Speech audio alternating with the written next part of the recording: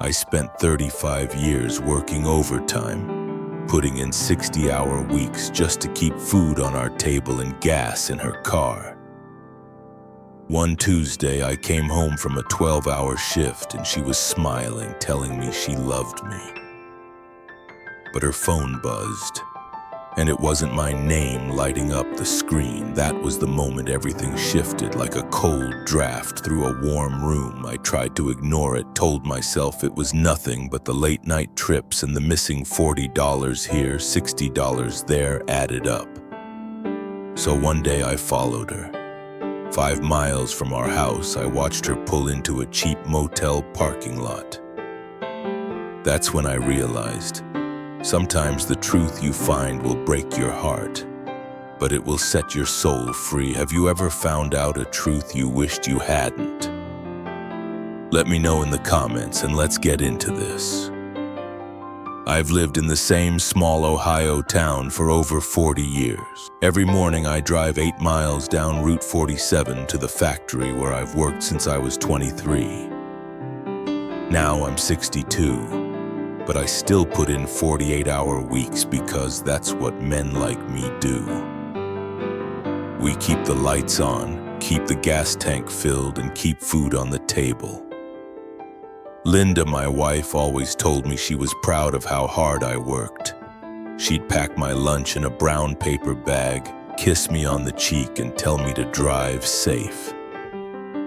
I thought we were a team building a quiet life together, even if the walls of our house sometimes felt too silent after the kids moved away. But last Tuesday, something shifted. I was heading out before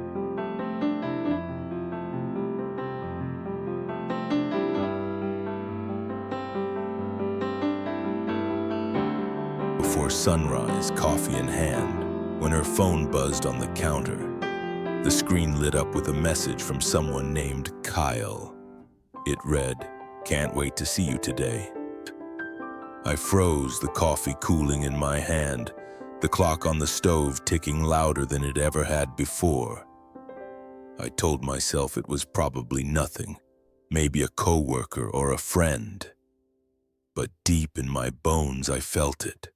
Something was wrong, and that, my friend, was the moment everything in my quiet life began to crack. Let's keep going. That morning at work, the machines were loud, but my mind was louder. Every clang of metal, every hiss of steam, felt like a reminder that something wasn't right at home. I tried to shake it off, telling myself I was being paranoid. Linda had always been good to me, hadn't she? But then I started remembering things I had brushed aside. The time she stayed out late, saying she was getting coffee with her sister. The extra $40 missing from our checking account, then $60 the next week. Her new perfume, the one she said was on sale. I tried to ignore it, but it stuck to me like the scent of grease from the shop floor. At lunch, sitting alone at the break table, I looked at the old picture of Linda I kept in my wallet. We were young in that photo, standing by my old truck, her head on my shoulder, smiling like she had the world. I missed that version of us. I missed that version of me too. By the time I clocked out, I had made a decision. I wasn't going to confront her, not yet. First, I needed to know the truth with my own eyes, no matter how much it hurt. Because sometimes the only way to protect yourself is to face what's been hiding in plain sight. Let's keep going. I left work early one Friday, telling the guys I wasn't feeling well. I parked my truck 2 blocks from our house, engine off, watching through the cracked windshield as the sun dipped behind the oaks. Linda came out around 4:15 p.m., dressed nicer than usual, wearing that new perfume I didn't buy her. She didn't see me. I followed from a distance, keeping at least 100 feet back, my heart thumping like the old engine under the hood. She drove 7 miles across town, pulling into a small motel off Route 19, one of those places people don't stay in for the night, but for an hour. My hands were shaking as I parked. I saw her get out, fixing her hair, checking her lipstick in the side mirror.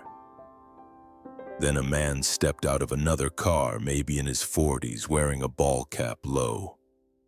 He kissed her like it wasn't the first time. I gripped the steering wheel so hard my knuckles went white. Part of me wanted to rush over, but I stayed put, watching, letting the truth cut deeper than any words could. That was the moment I knew this wasn't just a mistake. This was a choice, and I was about to make mine. Let's keep going. I drove back home that night, headlights off as I pulled into the driveway, the world outside dark and quiet. Linda came home 2 hours later, humming to herself, dropping her purse on the kitchen counter like nothing happened. She told me she was out getting coffee with her sister, that traffic was heavy on Route 62. I nodded, pretending to be half asleep in my old recliner.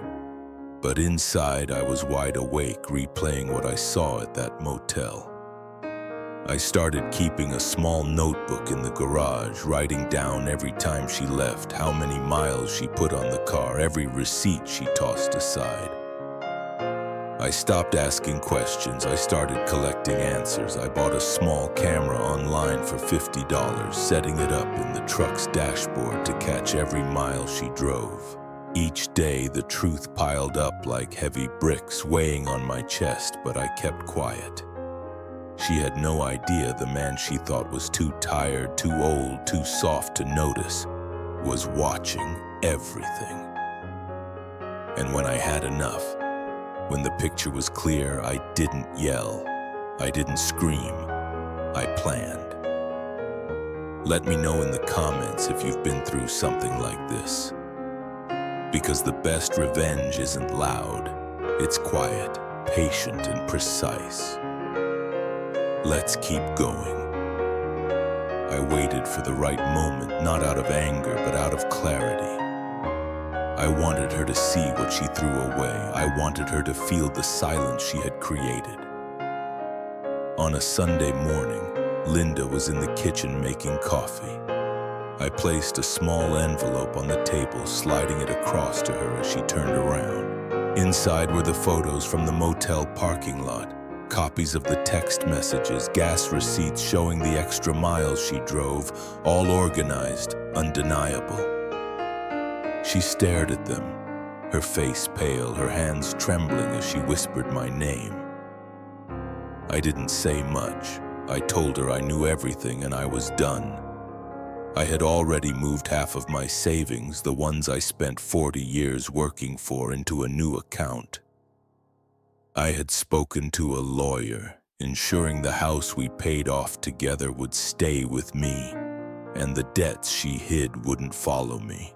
She tried to cry, tried to blame the loneliness, the empty house, the kids moving out, but I stood there steady, letting her words bounce off the walls we once painted together.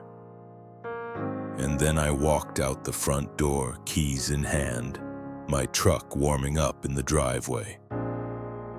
Because sometimes leaving is the loudest statement you can ever make. Let's finish this. I drove for miles that morning, the roads quiet, the sunrise painting the sky in soft gold. For the first time in years, I felt like I could breathe.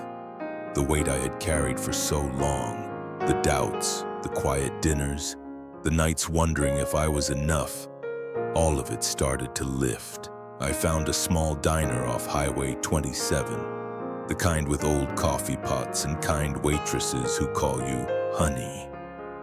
I sat there, sipping coffee that was too strong, watching the world move on while I began to move on too.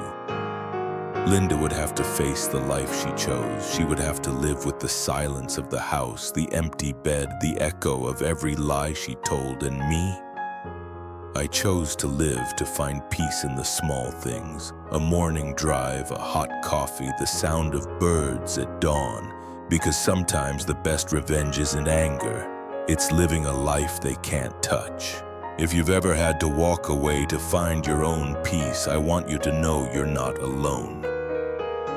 Let me know where you're watching from and how you're holding up these days. Don't forget to like and subscribe if this story touched you. It helps more than you know. I'll see you in the next one.